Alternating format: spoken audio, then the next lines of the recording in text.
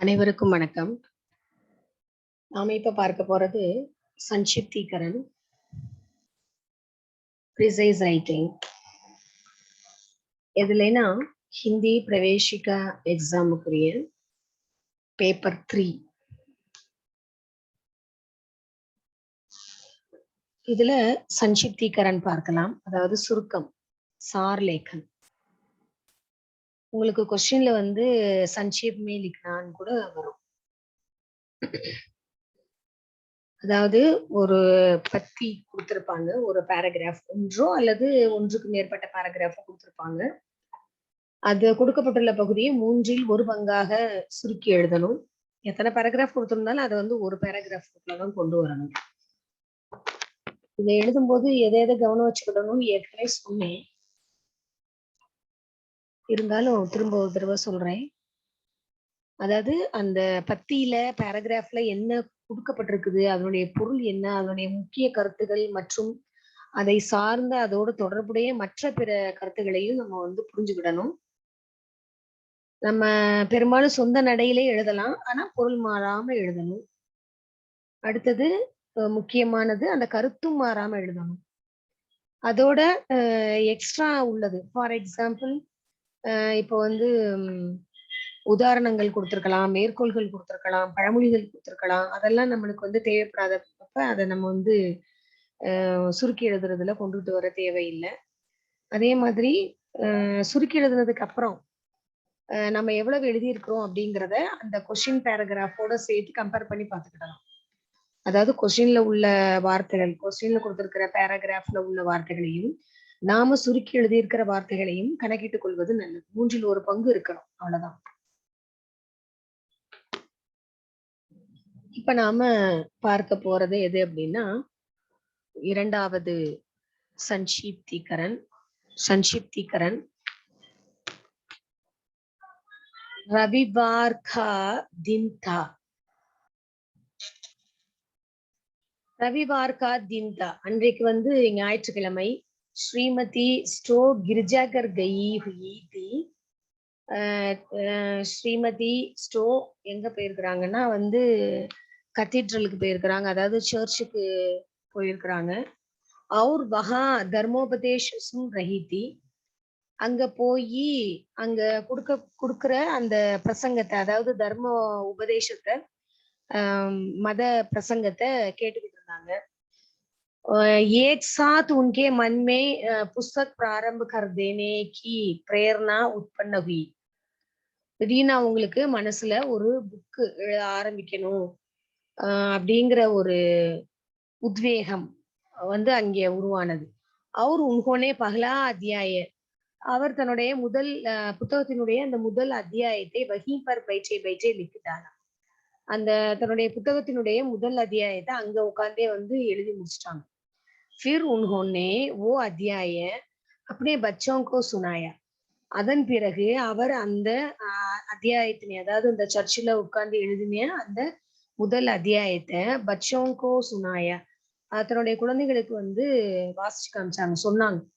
ஜிசே சுன்கர், அதை கேட்டு பச்சோங்கி ஆங்கோங் சே ஆன்சு dub dub கிர்னே லகி. அவங்க குழந்தைங்களோட கண்ணுல இருந்து கண்ணீரானது, கண்ணீர் துளிகள் வந்து விழுந்தது. इतने में श्रीमती स्टो के पतिदेव भी आगे. அப்ப வந்து அந்த ஸ்ரீமதி ஸ்டோவோட, அதாவது மிஸ்ஸஸ் ஸ்டோவோட ஹஸ்பண்டும் அங்க வந்துட்டார். बच्चों को रोते हुए देखकर वे ஆச்சரியச்சकित रह गए. குழந்தைங்க அழுகுறத பார்த்துட்டு அவர் வந்து ஆச்சரியத்துல மூழ்கி போயிட்டார். என்னாச்சு, ஏன் குழந்தைங்க எல்லாம் அழுகுறாங்கன்னு. சமஜ்மே நகி ஆயா கி மாஸ்ரா கியா ஹை. அவருக்கு ஒரு விஷயம் புரியல, என்ன, அதாவது பிரச்சனை என்ன அப்படிங்கிறது அவருக்கு வந்து புரியல. ஓ மாஸ்ரா கா மத்லப் ஹோத்தா ஹை இஷ்யூ, பிரச்சனை என்ன ஆச்சு, ஏன் அழுகுறாங்கன்னு அவருக்கு வந்து புரியல. தப் ஸ்ரீமதி ஸ்டோ நே ஓ அத்தியாய பதி கோ பி சுனாயா. அப்போ மிஸ்ஸஸ் ஸ்டோ அந்த அத்தியாயம் எழுதுனாங்க இல்லையா, அத ஓ பதி கோ பி சுனாயா, ஹஸ்பண்டுக்கும் சொன்னாங்க. और वे भी रोने लगी. பாத்தீங்கன்னா அந்த ஸ்ரீமதி ஸ்டோ அதாவது மிஸ்ஸஸ் ஸ்டோவோட கணவரும் வந்து அழுக ஆரம்பிச்சிட்டாராம் அவங்க சொன்னதை கேட்டு. இஸ் பிரகார் பிராரம்ப हुआ इस महत्वपूर्ण ग्रंथ का. இப்படிதான் ஆரம்பமாச்சு அந்த ஒரு மகத்துவமான அந்த நூல். எது அப்படின்னா ஜிஸ்னே ஆகே சல்கர் சன்சார் மே அக்ஷய கீர்த்தி பிராப்திக்கு. இந்த புத்தகமானது பின்னாடி ஃபியூச்சர்ல ஒரு பெரிய புகழ்பெற்ற படைப்பாக வந்து மதிக்கப்பட்டது. ஜிஸ்கா அனுவாத் அதனுடைய அத மொழிபெயர்ப்பு அனுவாத் அப்படின்னாக்கா மொழிபெயர்ப்பு. சீக்கிரஹி சன்சார்கி உடனடியாக வெகு விரைவாக உலகத்தின் 23 பாஷாவோமே 23 மொழிகளிலும் வந்து மொழிபெயர்க்கப்பட்டது. அவர் ஜிஸ்கி லாக்கோங் காப்பியாங் அந்த புத்தகத்தினுடைய லட்சக்கணக்கான பிரதிகள் ஜனதா கே ஹாத்தோங் தக் பகுஞ்சுகை மக்களுடைய கைகளிலும் போய் சேர்ந்துருச்சு, எல்லாருக்கும் கிடைக்கப்பட்டது. கிட்டத்தட்ட வந்து லட்சக்கணக்கில் வந்து அதனுடைய பிரதிகள் வந்து விற்று இருந்தன. இஸ் புஸ்தகா நாம்கை அந்த புத்தகத்தினுடைய பெயர் அங்கிள் டாம்ஸ் கேபின் அர்தாத் அதாவது டாம் காக்காக்கி குட்டியா, டாம் காக்காவின் குடிசை. காக்கா அப்படின்னாக்கா மாமாவா சொல்றது வழக்கம். இதுதான் இந்த கொடுக்கப்பட்டிருக்கிற இந்த பேராகிராஃப் பேசேஜ். இத வந்து சுருக்கி எழுதணும். சுருக்கி எழுதும் போது இங்க மேல டைட்டில் கொடுத்துக்கிடலாம், எந்த டைட்டில் வேணாலும் கொடுத்துக்கிடலாம். நம்ம என்ன எழுதுறோமோ அதுக்கு உரிய தகுந்த தலைப்பை வந்து கொடுத்துக்கிடணும். அங்கிள் டாம்ஸ் கேபின் இந்த புத்தகத்தினுடைய தலைப்பை தான் இங்கேயும் வந்து கொடுத்திருக்கிறாங்க. एक रविवार के दिन श्रीमती स्टो को गिरजाघर में धर्मोपदेश सुनते समय उसे एक पुस्तक लिखने की प्रेरणा मिली.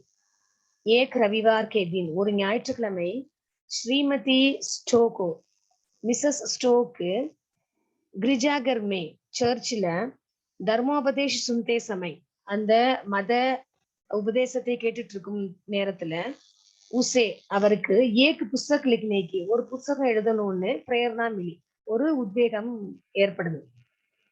वहीं बैठकर पहला अध्याय लिख कर अपने बच्चों को उसके बारे में बताया तो उनकी आंखें में आंसू बहने लगे.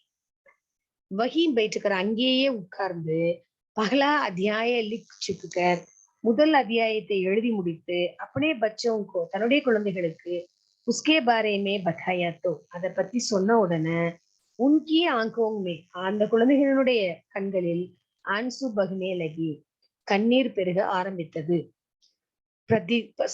பதி தேவ் பி உசே சுன்கர் ரோனே லகி கணவரும் அதை கேட்டு அழுக ஆரம்பித்தார்.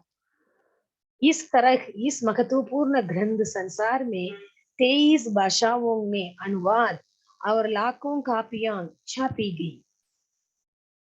इस तरह இந்த மாதிரி தான் இஸ் மகத்துவபூர்ண கிரந்த் இந்த மகிமை வாய்ந்த நூலானது சன்சார் மே உலகத்தில் 23 பாஷாவோं में 23 மொழிகளில் அனுவாத் மொழிபெயர்ப்பு और लाखों कापियां லட்சக்கணக்கான பிரதிகள் छापी गई அச்சடிக்கப்பட்டன. इतनी महत्वपूर्ण ग्रंथ का नाम था டாம் காக்கா கி குட்டியா. இந்த இப்படி ஒரு மகத்துவம் வாய்ந்த பெருமை வாய்ந்த நூலினுடைய பெயர் தான் டாம் காக்கா கி குடியா, அதாவது மாமா டாமினுடைய குடிசை. இதுதான் வந்து இப்படி சுருக்கி எழுதப்பட்டிருக்குது. இதுல நீங்க பார்க்கலாம் இது எவ்வளவு பெரிய பேராகிராஃப், இது எவ்வளவு இந்த மாதிரி சுருக்கி எழுதி இருக்குதுன்னு.